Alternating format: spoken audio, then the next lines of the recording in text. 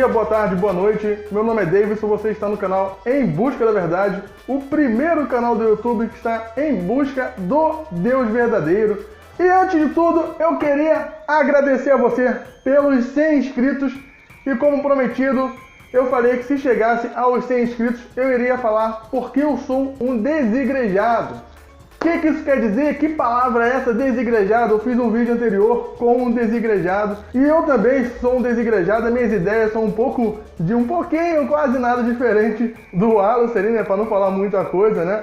Mas eu queria explicar para vocês por que eu sou um desigrejado e o que é isso. Bom, um desigrejado é uma pessoa que não está em nenhuma igreja. É uma pessoa que está fora da igreja, da instituição, da congregação, daquele templo, está fora e eu não quero entrar em nenhuma igreja e eu acho uma prática errada, até um retrocesso, você ser membro de uma igreja.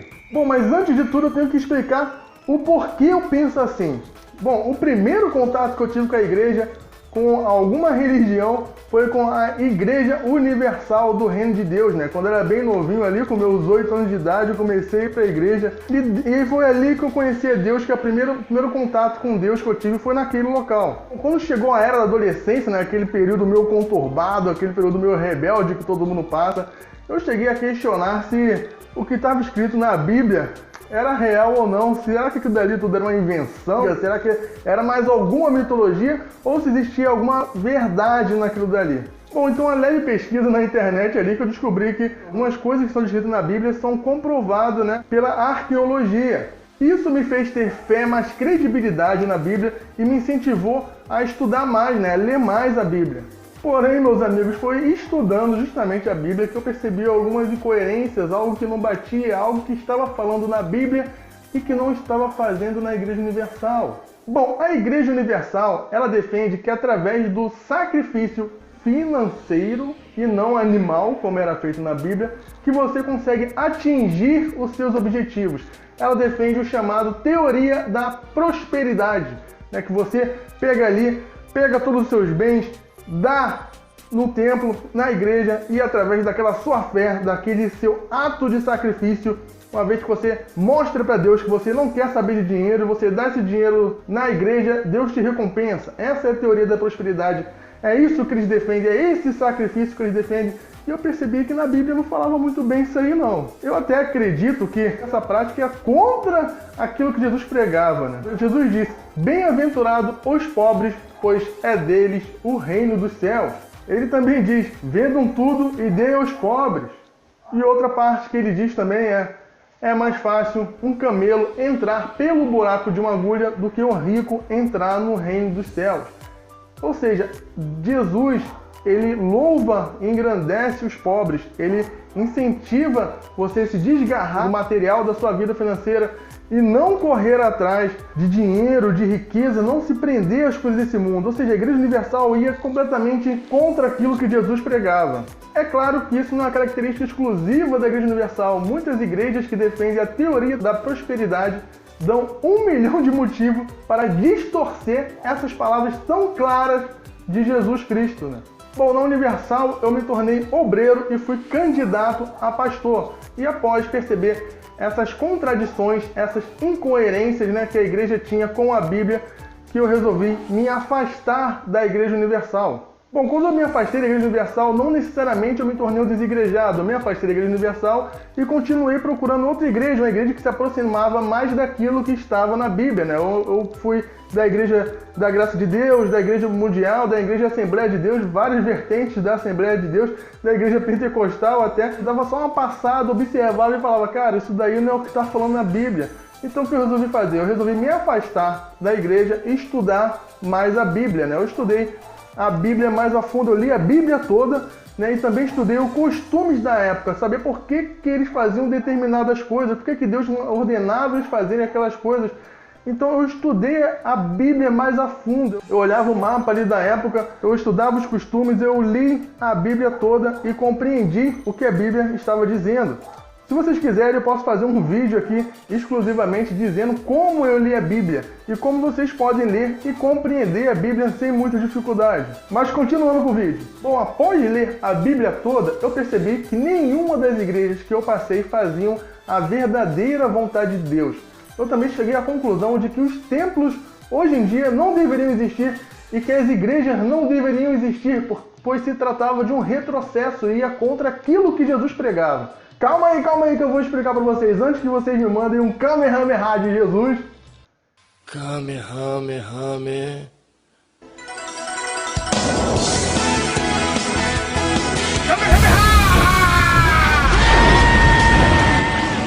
Eu vou explicar para vocês esse meu pensamento, como eu cheguei nessa conclusão e talvez vocês possam tirar suas próprias conclusões. Bom, o que é um templo?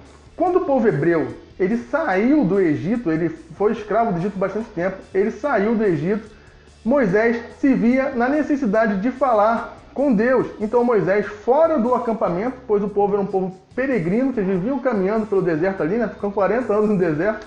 Moisés ia fora do acampamento, construía uma tenda para poder falar ali no reservado com Deus, né? Após isso, Deus ordena para que Moisés construa um tabernáculo, que seria como se fosse uma tenda ou um templo móvel. Então Deus faz aquilo para que ele possa se aproximar, para que ele possa ficar no meio do povo hebreu. Bom, mas o que é o tabernáculo? O tabernáculo era o local onde ficaria a Arca da Aliança e onde o povo poderia fazer sacrifício para Deus para se redimir dos seus pecados. Ali também Moisés poderia receber as ordens diretamente de Deus. Ali seria o local de habitação dos santos dos santos. Bom, dentro do tabernáculo, né, havia a entrada principal ali, vou botar um desenho aqui, e havia também uma cortina ou um véu que separava o povo de Deus. Dentro dessa sala que era separada por uma cortina ou pelo véu, havia a Arca da Aliança e ali habitava os santos dos santos. Apesar de Deus estar no meio do povo dele, do povo que ele escolheu para ele, Deus não estava diretamente com o povo. Era separado através dessa cortina, através desse véu, Deus da humanidade. Por quê? Porque quando Adão e Eva pecou, ele se afastou, ele se separou de Deus. Então todo o povo estava separado de Deus por conta do pecado. Então, apesar de Deus ter a vontade de estar no meio do povo, ele não estava por conta disso. O único que poderia adentrar aquela sala onde estava a Arca da Aliança era o sacerdote. O sacerdote ele entrava lá com os sacrifícios do povo e o seu próprio sacrifício. Porém, se o sacerdote estivesse em pecado, ele morria na hora, meus amigos. Para vocês verem que não era uma brincadeira, não era qualquer local assim, era o local onde estava habitando o próprio Deus. Bom, em cerca de 1000 anos antes de Cristo, houve em Israel um rei chamado Salomão, ou como era conhecido, o Sábio. O rei Salomão, ele foi a pessoa responsável para construir o Templo de Salomão. Mas calma aí, o Templo de Salomão não era porque o templo era de Salomão, e sim porque foi Salomão que construiu. Então, o Templo de Salomão era o templo de Deus, era como se fosse aquele tabernáculo, só que de pedra, mas bem construído, com ouro, com madeira, sei lá, com várias coisas. Ficou um negócio muito bonito e a Bíblia toda elogia esse templo e engrandece esse templo com orgulho, até vocês conseguem ver isso na Bíblia. O Templo de Salomão ele possuía as mesmas divisões internas do tabernáculo e tinha o mesmo propósito, né? Porém, meus amigos, eu percebi, lendo a Bíblia, algo estranho. Deus, no Antigo Testamento, ele parece não ligar muito para o templo. Ele tem sim sua importância, mas parece que Deus coloca o templo ali apenas uma forma de agradar as pessoas, porque toda vez que o povo está bem com Deus, Deus deixa o povo adorar o templo. Mas quando o povo peca, Deus ordena e autoriza que os outros povos vão lá e destruam e saqueiem o próprio templo. Então, quando o povo retornava para Deus, o templo ele era reconstruído, ele voltava à sua grandiosidade toda. Então parecia que Deus... Eu tive essa interpretação aí, que Deus não ligava muito para o templo dele ali. Era uma forma mais de agradar ao povo. Bom, houve um período que o povo de Israel estava sendo governado pela Babilônia, pelo reino da Babilônia. E durante esse período é o chamado período de exílio. E durante esse período de exílio, muitas pessoas foram proibidas de voltar para Israel e ficaram ali na Babilônia sem poder sair. Durante esse tempo, o povo criou o hábito de se reunir para discutir as escrituras e adorar a Deus.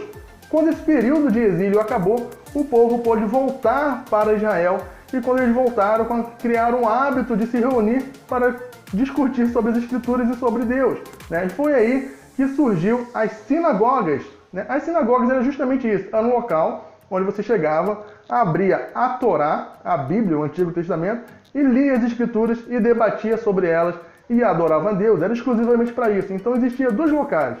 Um templo de Salomão, onde Deus habitava e era o local de sacrifício, e as sinagogas, que era o local para estudo das Escrituras.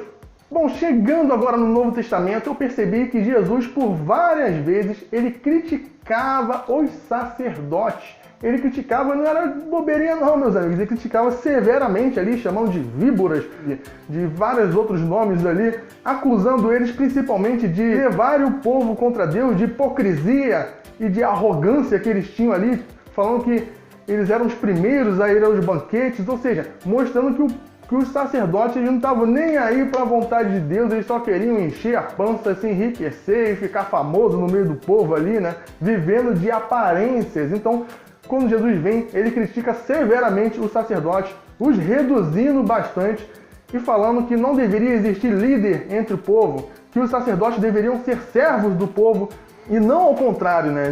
O sacerdote não tinha postura de líder, que o único líder que tinha ali era Deus e não o sacerdote. O sacerdote deveria ser o maior servo de todos, pois serviriam os servos de Deus. Esse deveria ser o trabalho do sacerdote. O que não era verdade, que isso não estava acontecendo. Bom, apesar dessa crítica aos sacerdotes, Jesus ele mostrava uma certa importância das sinagogas, né? Jesus frequentemente ele ia até as sinagogas para poder ensinar o povo sobre as Escrituras. Jesus também mostrou a grande importância do Templo de Salomão. Quando ele chega no templo ali, ele vê aqueles mercadores, o pessoal vendendo galinha, vendendo cabra para sacrifício, tudo em preço alto lá em cima, acima da inflação. E Jesus chega, acha um absurdo aquilo dali, pega o chicote, sai chicoteando tudo, derrubando mesa, jogando as moedas dos outros para lá, sai bagunçando tudo. E o pessoal fala, calma aí.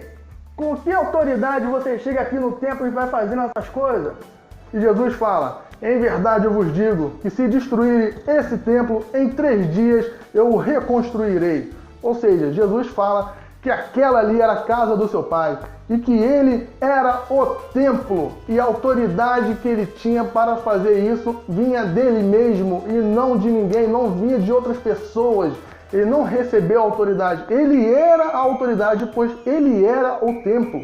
Era isso que Jesus falou naquele momento. A importância dele ser o templo. Ele fala que ele é o templo.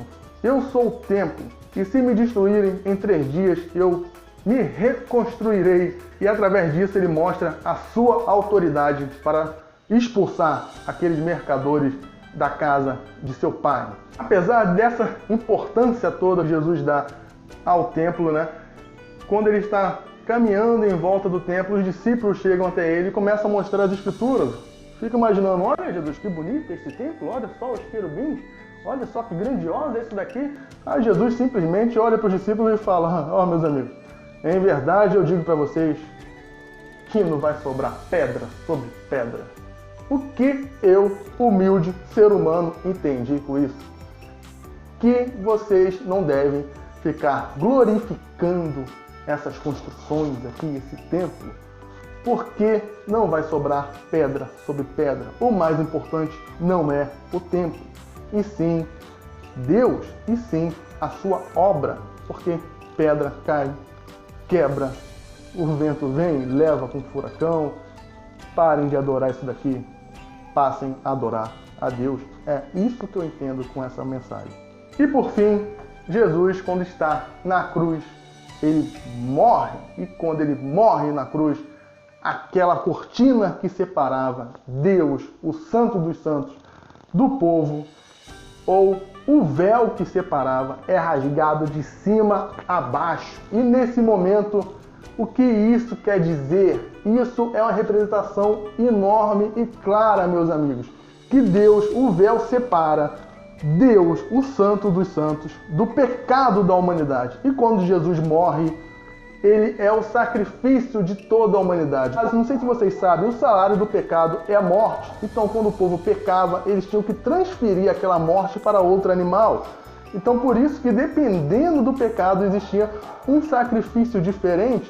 Mas quando Jesus morre, ele é o sacrifício da humanidade, pois ele é Deus. Então, ele morreu ali o sacrifício dele valeu de Adão até o último homem que vai morrer na terra. Então o sacrifício dele valeu por toda a humanidade. E é a representação clara disso que hoje não existe mais separação do ser humano para Deus é justamente quando o véu é rasgado de cima para baixo.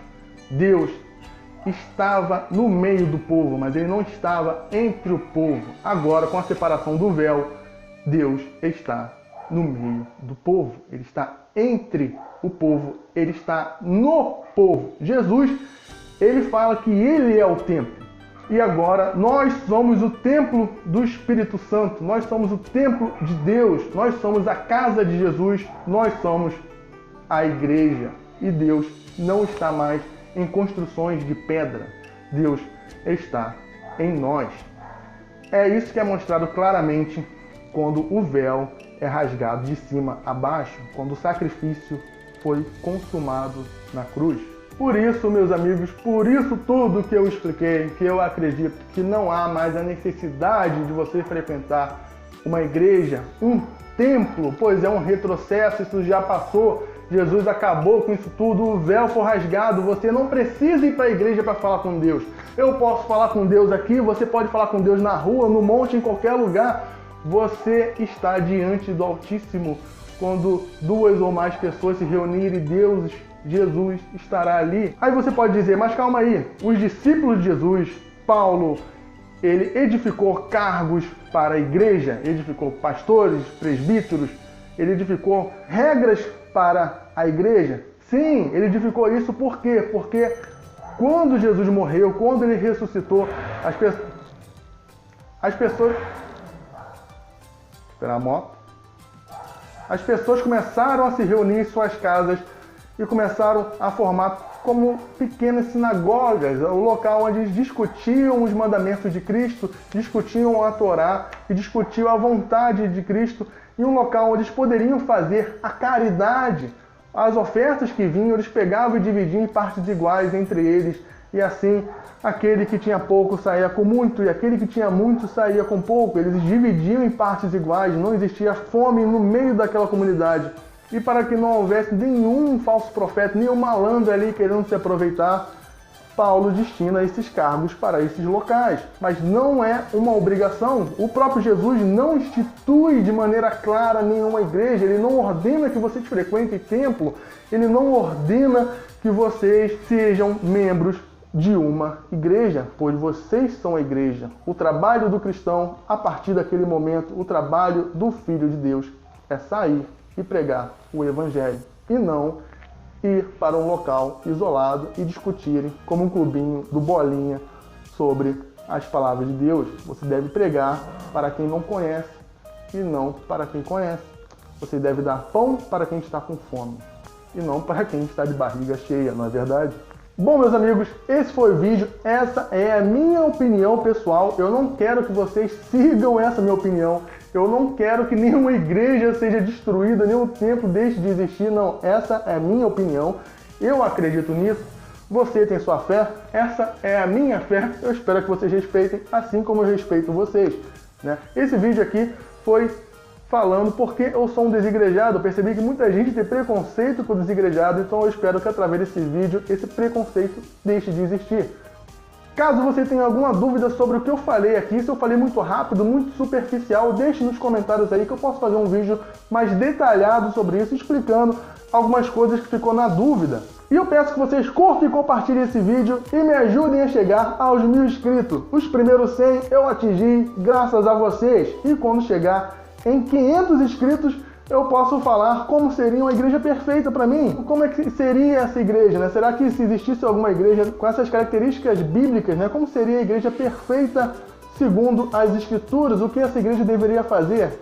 Se eu chegando aos 500 inscritos, eu posso fazer um vídeo falando sobre isso tudo baseado na Bíblia. Caso vocês tenham alguma dúvida, coloque nos comentários. Me sigam nas redes sociais, leiam a descrição, que sempre coloco alguma coisa importante na descrição aqui, alguma coisa para poder complementar o vídeo. E é isso daí, eu sou o Davidson e vamos juntos em busca da verdade.